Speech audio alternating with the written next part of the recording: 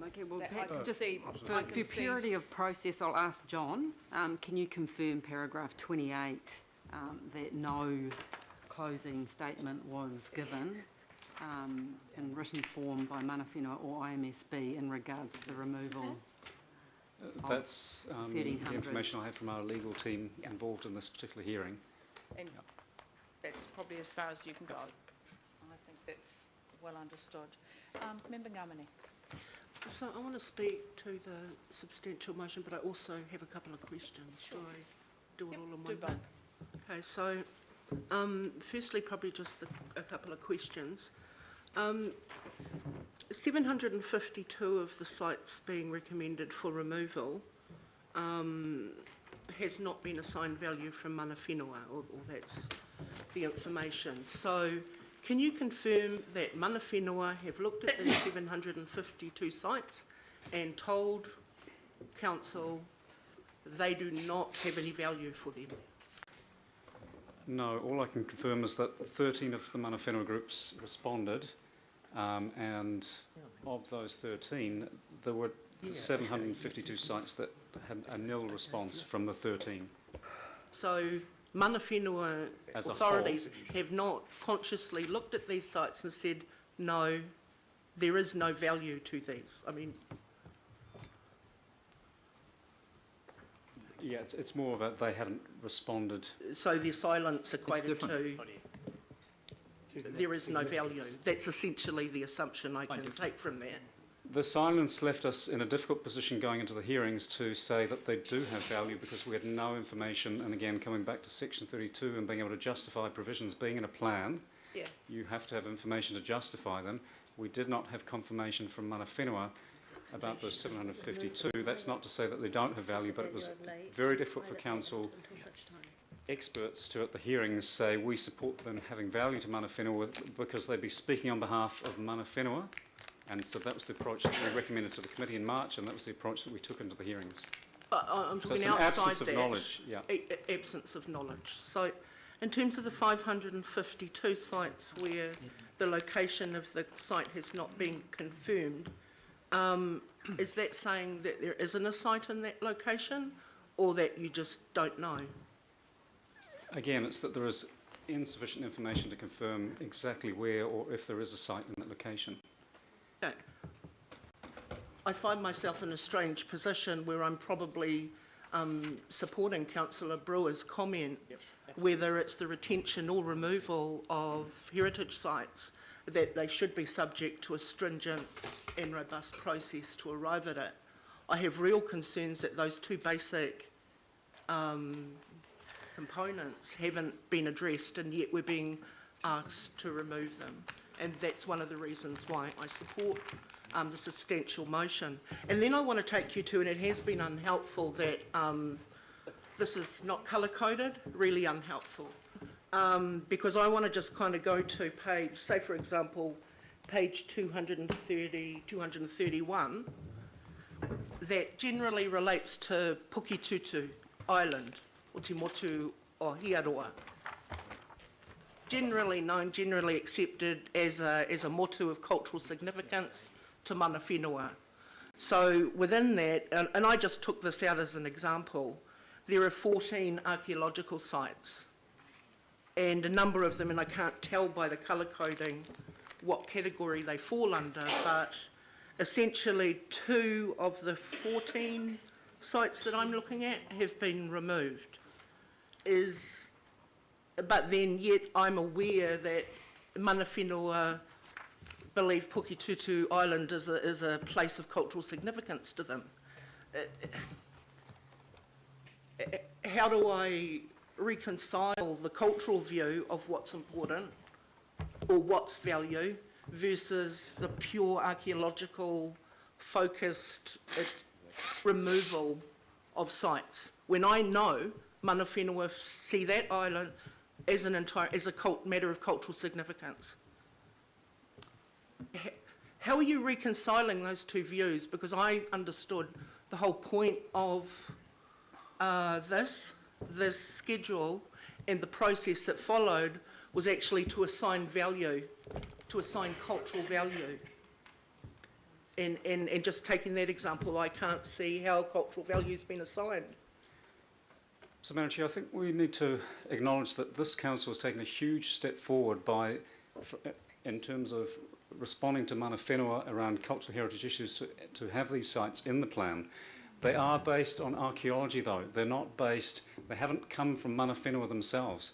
We've taken archaeological records and ascribed them a value now from what we've heard from mana whenua, but they do originally come from archaeological records. So if the archaeological record is not robust, and that when you delve into the archaeological site file, there isn't sufficient information about the location, then it's very hard for the council to continue to justify putting a circle on a map that puts restrictions on land when we're not sure exactly where the site is. So, I mean, I appreciate where the member's coming from, and there's a chance, but there is an ongoing program of working with mana whenua to bolster the unitary plan over the next few years with 10 years of funding in the LTP to get more and more sites either into this overlay or ideally into the sites of significance overlay, which is where perhaps something like Pukatutu might sit. Now, I don't know off the top of my head whether that Pukatutu Island is already in as a site of significance to mana whenua, the sort of higher status, but it may well be.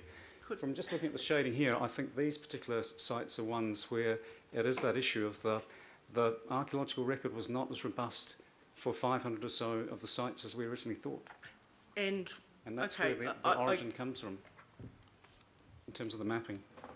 yes, although we haven't gone to mana whenua specifically to go, of these 14 sites in Pukitutu, how many do you assign value to? But We haven't done that We're in that process. conversation with mana whenua and have been since But the we're beginning of the happy to year. remove them before we've done that.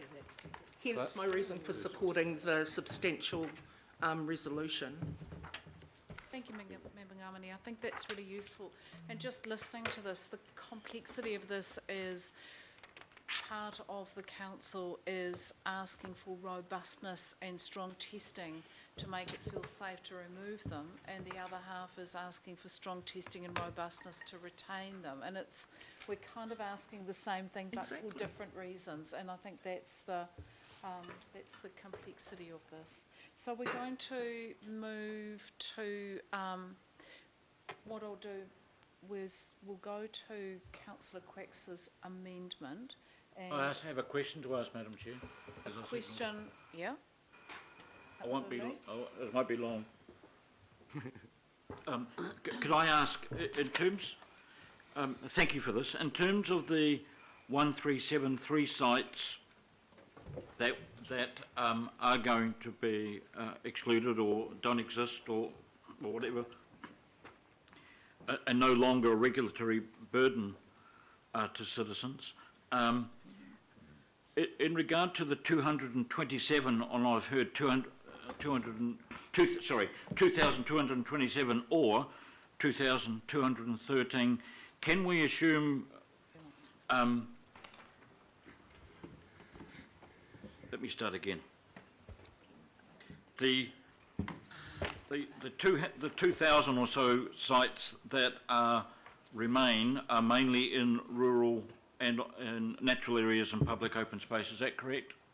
The 2,200. What percentage are private? Yeah, I don't have the information around percentages or anything. Oh, okay. anything Well, like mainly in the. Can I ask then? Are the 1373 sites? Are they tend to be in built-up areas? They could be built up or rural. They're right across there's the no- region. there's no pattern. Concentration. Okay, no. thank you. Can I just ask one more question? In regard to the zone or protective zone that somehow was placed around these specific sites, whether they exist or not, the 200 metres and the 50 metres, does that margin still relate to the existing ones? Because I think, yeah.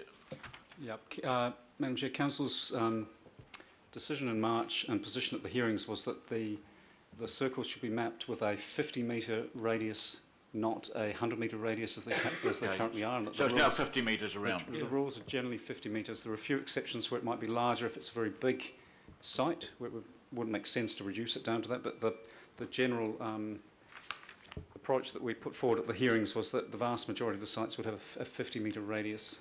There's only a few exceptions to that. Okay. And that was endorsed by committee earlier in the year. Okay. Yeah. Just one more question. In terms of the sites and places of value to mana whenua, the original 3,600, in fact we know it was more than that, where in fact were, if they are not of value, if some of them are apparently not of value to mana whenua, where on earth did that list of sites come from that we all supported in good faith? The 3,600 came from the